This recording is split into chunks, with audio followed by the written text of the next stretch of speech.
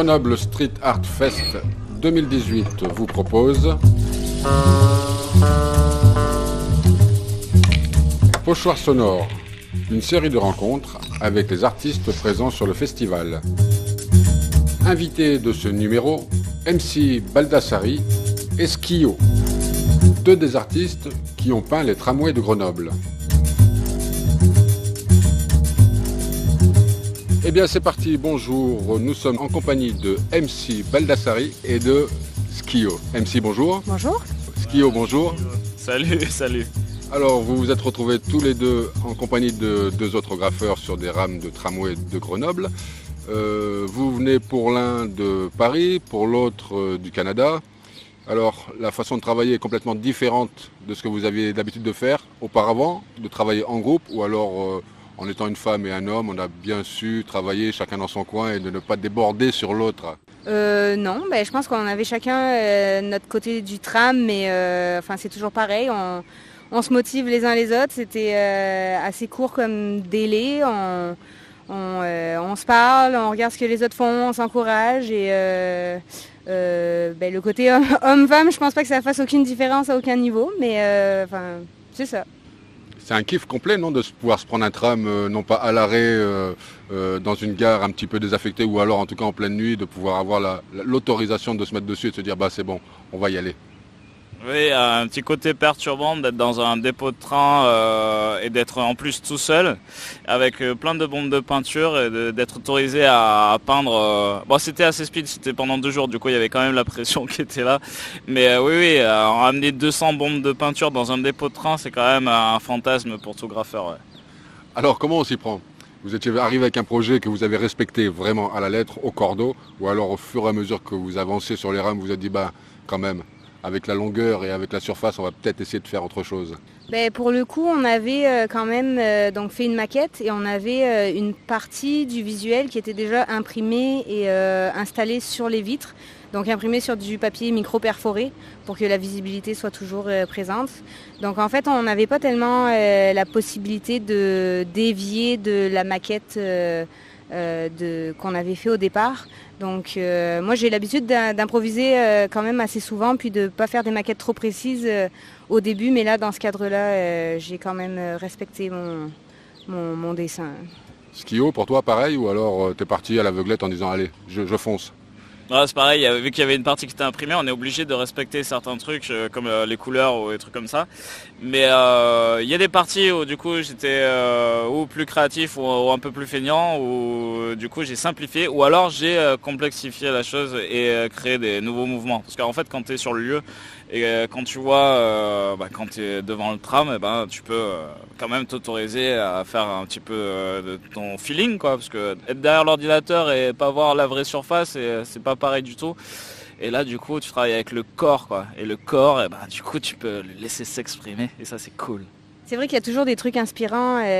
Quand tu fais une maquette, effectivement, et que tu es dans ton bureau, l'ambiance n'est pas la même. Mais quand tu arrives sur place, l'ambiance de l'entrepôt, les odeurs, les bruits, la lumière, tout ça, c'est des trucs...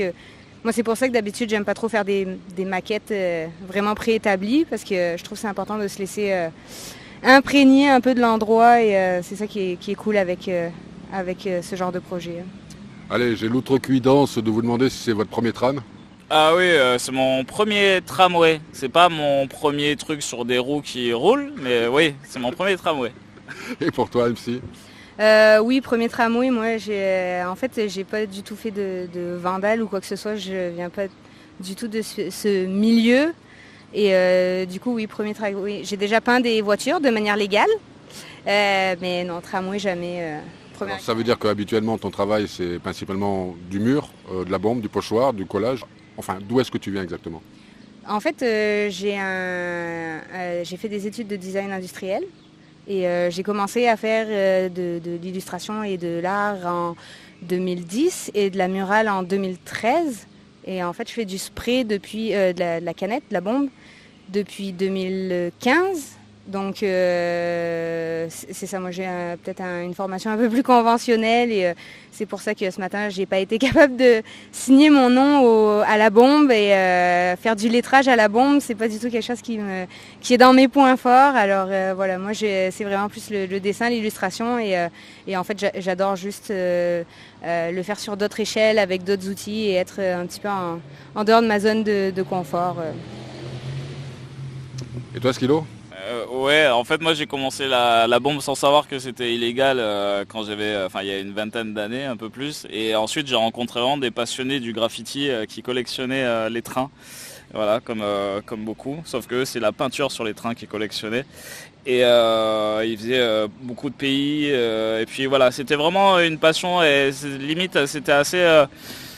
kiffant, c'était une espèce de comme une société secrète, un truc entre nous qu'on fait. Et donc j'ai commencé comme ça à apprendre ça. Et puis après il y a des festivals qui sont arrivés et j'ai essayé de faire des personnages. Les graffeurs, mes potes m'ont dit ouais super, fais ça avec nous, comme ça alimente les lettrages. Et puis petit à petit c'est devenu ma spécialité. Et puis voilà, ça fait une vingtaine d'années maintenant que je peins des murs. Puis c'est très bien, il faut juste faire attention à bien se protéger, hein. Les enfants, protégez-vous, faites de l'acrylique aussi, si vous voulez pas faire forcément de la bombe, c'est pas une finalité en soi pour les gros murs, mais c'est un kiff. Alors qu'est-ce que vous préférez dans la texture? Le spray, la bombe, l'acrylique, le pinceau, le rouleau? Écoute, moi, en fait, j'adore avoir la possibilité de justement faire différentes choses. J'adore faire du spray, je travaille beaucoup de digital aussi. C'est-à-dire? iPad Pro, c'est ça, des illustrations digitales ou Photoshop ou pour plus des contrats d'illustration. Mais ou travailler papier-crayon, en fait, c'est ça que j'adore, c'est d'avoir la possibilité de faire un peu de tout et de ne pas se limiter à un seul outil. Donc le spray et puis la murale, c'est génial parce que, comme il disait tout à l'heure, c'est le corps qui travaille et c'est vrai, la gestuelle n'est pas du tout pareille. En fait, on dirait pas, mais c'est super physique comme travail quand même. T'es fatigué à la fin de la journée, tandis que quand tu travailles derrière ton iPad ou ton ordinateur, c'est un peu moins actif. Mais voilà, moi j'ai pas nécessairement de préférence, j'aime juste avoir l'opportunité de tout faire. Et pour toi, la bombe, le pochoir, peut-être le linéaire mais en longueur, la hauteur, qu'est-ce que tu préfères toi? Moi je trouve que chaque support, pour moi je respecte beaucoup le support en fait sur lequel je peins. Donc une toile, pour moi, faire tout à la spray sur une toile, pour moi c'est une hérésie. En fait c'est acheter un bout de graffiti, ok, mais philosophiquement, enfin en tout cas dans ma philosophie c'est pas nécessaire. Et le travail technique il est important chez moi. Donc je dirais que le mur, bon la bombe de peinture bien sûr, mais l'acrylique on peut faire des trucs géniaux. Il y a une sensibilité qui est géniale. On se fait moins mal aux poumons et puis voilà, on caresse le mur quoi. La spray c'est un truc magique, on touche pas la surface et la couleur apparaît comme des gros crayons, donc c'est un super kiff aussi, c'est mon kiff de base. Et puis l'étoile c'est autre chose. On est dans un endroit clos, on est avec nous-mêmes, on peut faire des tests sur l'ordinateur, voir revenir sur la toile. Et puis je suis aussi un geek quoi, donc Illustrator, Photoshop à bloc. Donc il y a beaucoup de mes croquis et de mes sketchs que je faisais avant sur Photoshop. Et je fais beaucoup aussi de photo-composition. Donc en fait tout, dès qu'il y a un moyen de composer, on a des outils différents qui permettent d'exploiter des créativités différentes et comme des super pouvoirs en fait. Et des sensibilités qui sont vraiment très cool. Donc j'ai pas vraiment de préférence. Alors Jabba, qui était présent sur le festival l'an dernier, en 2017, me disait que pour lui, faire du street art, faire du graphe, c'est prendre sa bombe, se mettre devant le mur et envoyer les traits. Est-ce que vous travaillez de la même façon, vous, ou est-ce que vous faites une rétroprojection, mettre bien en place le dessin et ensuite on engage le travail? Moi, c'est sûr que j'aime pas trop utiliser la rétroprojection. Effectivement, je trouve que c'est un peu le même principe que la maquette. Tu te laisses imprégner du moment et tout ça. Et c'est vrai qu'en fait, la rétroprojection, ça fige un petit peu le visuel et tout ça. Mais des fois, il il y a des contextes et des contraintes qui font que la rétroprojection, c'est une solution, comme par exemple des contraintes de temps.